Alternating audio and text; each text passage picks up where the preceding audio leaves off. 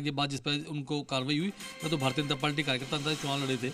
माननीय प्रमोद जैन भैया के खिलाफ आपने कहा कि उनके काम क्यों नहीं, देखिए उनके खिलाफ एसएलपी सुप्रीम कोर्ट लंबित थी और एसएलपी का निर्णय अभी चुनाव से जस्ट पहले आया है। जिस प्रकार का निश्चित रूप से विधायक बन जाए, लेकिन कार्रवाई अभी उन पर लंबित है और निश्चित रूप से मान के चलिए जो 10 मुकदमे उन पर लंबित है, उन 10 मुकदमे कार्रवाई आवश्यक रूप से होगी। ठीक है, सामने एकलव्य हो और अगर बात गुरु दक्षिणा की ना हो तो फिर ये नाजायज हो जाएगा, ये फिर ये कहें जस्टिस नहीं है। एकलव्य जी, आज ये मान लें कि प्रमोद जैन भाया ने आला कमान को दे दिया है गिफ्ट, देखिए गुरु दक्षिणा दे दी, वो तो है ही और वो इसके लिए बधाई के पात्र भी हैं। लेकिन मैं सबसे पहले तो ईश्वर से प्रार्थना करूंगा कि वो माननीय भाजपा प्रवक्ता को ये अंता का परिणाम और माननीय कांग्रेस प्रवक्ता को बिहार का परिणाम सहने के लिए शक्ति प्रदान करें। लेकिन देखिए, अंता का जो चुनाव का परिणाम आया है, मुझे लगता है कि ये बात सही है कि कांग्रेस ने बहुत अच्छा चुनाव लड़ा है और बीजेपी के लिए थोड़ी मायूसी की बात है। लेकिन फिर भी मैं समझता हूँ, देखिए जहाँ पे एक ट्रायंगुलर फाइट होती है और उस ट्रायंगुलर फाइट में यदि सारे ही कैंडिडेट्स, निर्दलीय उम्मीदवार भी जो हैं, वो सब अगर यदि 50,000 से अधिक वोट लेके आ रहे हैं, तो मैं समझता हूं कि सारे लोगों ने ये एक अच्छा इलेक्शन लड़ा है, सभी ने एक अच्छी फाइट दी है। बिल्कुल, एक बार आपको रोकना चाहेंगे चारुल और गोविंद सिंह डोटासरा क्या कुछ कह रहे हैं, उनको सुन लेते हैं, क्योंकि जीत है, जीत की खुशी है। बधाई देना चाहता हूं कि आपने निष्पक्षता के साथ में अंता उपचुनाव को कवर किया और अंता की जनता को सैल्यूट करना चाहता हूं, प्रणाम करना चाहता हूं कि उन्होंने कांग्रेस पार्टी को 70,000 वोट दिए और 16,000 के लगभग 15,000 से भी ज़्यादा यानी 16,000 के लगभग वोटों से जिताया है। अंता की जनता को धन्यवाद। प्रमोद जैन भाया हमारे उम्मीदवार, उनको बधाई। हमारे कांग्रेस के तमाम कार्यकर्ताओं को सैल्यूट, धन्यवाद कि जिन्होंने दिन रात मेहनत की और इस सरकार का 2 साल का ये टेस्ट था। इस टेस्ट में सरकार फेल हो गई। बीजेपी का जो उम्मीदवार था, मुख्यमंत्री 2 बार गए, पूर्व मुख्यमंत्री जी भी वहाँ काफ़ी दिन तक बैठी रही। बीजेपी ने धनबल का प्रयोग भी किया, अपनी मशीनरी का दुरुपयोग भी किया, लेकिन शुरू से लेकर आखिरी तक बीजेपी पिछड़ती रही और मात्र 100-125 वोटों से उन्होंने अपनी इज्जत बचाई है, वरना तो वो तीसरे नंबर चली जाती। ऐसे में ये प्रमाणित हो गया है कि राजस्थान की जनता इन पर्चियों से अपने आप को ठगासा महसूस कर रही है। इनकी कोई योजनाएं नहीं है, इनका कोई धरातल पे काम नहीं है, जनता इनसे नाखुश है। और ये प्री टेस्ट था इस 2028 का और इसके अंदर अंता की जनता ने ये साबित कर दिया कि हम कांग्रेस सरकार की जो योजनाएं थी वो अच्छी थी।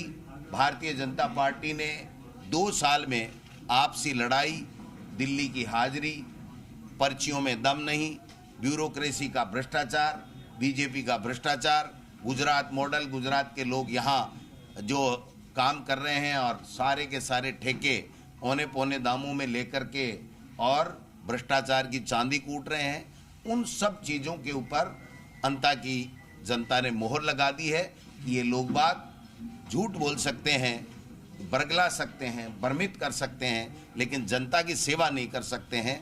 तो कांग्रेस पार्टी के तमाम कार्यकर्ताओं, नेताओं को, जूली साहब मेरे साथ में हैं, आज तमाम लोगों को प्रदेश कांग्रेस कमेटी के अध्यक्ष के नाते मैं धन्यवाद देना चाहता हूं। मेरी अभी हमारे प्रभारी सुखजिंदर रंधावा साहब से बात हुई है, उनको भी हमने बधाई दी है। उनका भी मार्गदर्शन इस उपचुनाव के अंदर बहुत महत्वपूर्ण रहा था। हमारे तमाम सीनियर लीडर, चाहे वो अशोक गहलोत जी हों, चाहे सचिन पायलट जी हों, जूली साहब हों, तमाम लोगों ने जाकर के वहाँ पर एक जो संदेश दिया, कांग्रेस की एकजुटता और कांग्रेस की हमारी नीतियाँ, कांग्रेस का कार्यकर्ता की मेहनत और इस पर्ची सरकार का पूरी तरीके से फेल्योर, ये सब मिला करके यहाँ अंता चुनाव हम लगभग 16,000 वोटों से कांग्रेस पार्टी जीती है। 2028 के अंदर 100% कांग्रेस भारी बहुमत के साथ में जीतेगी। इनका पता नहीं चलेगा कि कब इनका मोरिया बोल गया और कब यहाँ चले गए। क्या नरेश मीणा का फायदा मिला? क्या नरेश मीणा बाहर बैठकर पूरे इस चुनाव को देख रहे थे? वसुंधरा राजे वहाँ डेरा डाली हुई थी, भजनलाल जी ने रोड शो किए। क्या देखिए, मंत्रिमंडल पूरा बैठा था, मुख्यमंत्री 2 बार चला गया, पूर्व मुख्यमंत्री वहाँ बैठी थी, धन बल का भी प्रयोग किया गया, मशीनरी का भी दुरुपयोग किया गया, लेकिन मैं समझता हूं कि कांग्रेस के कार्यकर्ताओं ने बहुत धैर्य रखा और मीडिया का विशेष रूप से मैं धन्यवाद देना चाहूंगा कि उन्होंने अपनी पारदर्शिता के साथ में, ईमानदारी के साथ में जो वहां घटना घट रही थी उसको राजस्थान की जनता को और अंता के लोगों को दिखाने का काम किया। उससे हम लोग हमारी बात को अच्छे तरीके से रख पाए, हमारी बात को जनता के अंतिम छोर में बैठे हुए व्यक्तियों तक पहुंचा पाए। और निश्चित रूप से देखिए, अब CAC नहीं बदला है, बड़ी पर्ची भी बदलेगी, कई पर्चियां भी बदलेगी। और मैं तो चाहता हूं कि जब जनादेश मिला तो 5 साल ये राज करें, लेकिन जो स्थितियां बन रही हैं उसमें हो सकता है कि आपसी फूट की वजह से ये इनका बीजेपी का जो ढांचा है, सरकार है, वो कहीं चरमरा के गिर नहीं जाए। ये भी हम सब लोगों को सोचना पड़ेगा, क्योंकि राजस्थान में जिस प्रकार से वहाँ मंत्रियों को कोई पूछ नहीं रहा था, 2 आदमी इनके मंत्रियों को आ नहीं रहे थे। जो 9 तारीख को 6 बजे प्रचार खत्म हुआ, हम सब लोग आ गए, लेकिन पूरा मंत्रिमंडल वहाँ कोटा में बैठा रहा, वहाँ पर पैसे बांटता रहा, सत्ता का दुरुपयोग करता रहा। लेकिन जनता माई बाप होती है और जनता ने दिखा दिया कि हमारे लिए कोई मायना नहीं रखता। ये जो पर्चियाँ निकली इसके लिए हमने वोट नहीं दिया था, हमने हमारे कल्याण के लिए, हमारी अच्छी योजनाओं के लिए, गरीब के उत्थान के लिए, बच्चों की पढ़ाई के लिए, बेरोजगारों की नौकरी के लिए, किसानों की आमदनी कैसे बढ़े, वो कैसे खुशहाल रहे, इसके लिए वोट दिया था।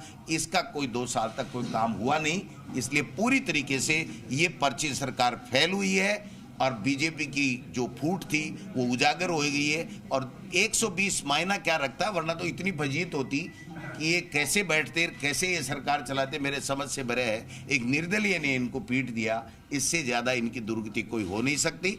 मैं तो मेरे कांग्रेस कार्यकर्ता जो हमारे राहुल गांधी जी और खड़गे साहब की नीतियों को, कांग्रेस पार्टी की नीतियों को जन जन तक पहुंचाने में कामयाब रहे, हमारे पूर्व सरकार की योजनाओं को, जो अच्छी योजनाएं थी उनके बारे में लोगों तक पहुंचाने में हम लोग कामयाब रहे। 6 दिन तक जूली साहब एक गांव ढाणी ढाणी गए, हम लोगों ने जितनी मेहनत कर सकते थे किया, लेकिन अंततः वोट अंता की जनता का था, उन्होंने फैसला कर दिया।